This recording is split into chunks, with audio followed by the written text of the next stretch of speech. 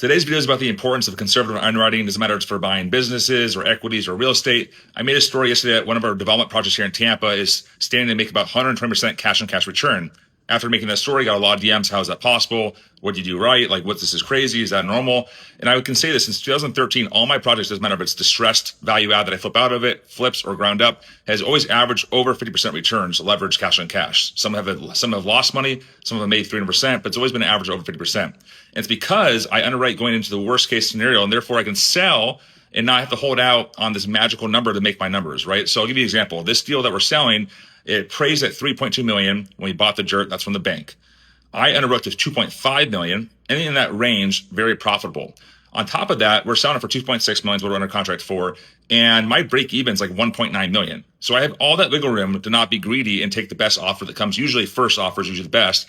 And that's allowed me to make money and compound it, because I take that, I'm not greedy, and I roll into the next deal. I'm not holding out for this magical number that has to hit in order for me to even make money. And I see a lot of developers that are trying to back into deals and make them work from the bat. You can't do that. You need to make sure that it works on the front end and worst case scenario. So going over budget, delays in this environment, hurricanes, it doesn't sell for your price drops, holding costs. I underwrite for the worst case scenario, which I've gotten better about over the years. Of course, when I was younger, my margins were perfect, best case scenario, and it worked out enough times, but that's not how you make money over and over in all cycles. 2020, 21, you can underwrite like a fucking moron and still make money, and go over budget, delayed, and still make money. In this environment, you have to be so precise and be so conservative to even have a chance to make money. And I always say, and also on top of that, we have to overdevelop to make less.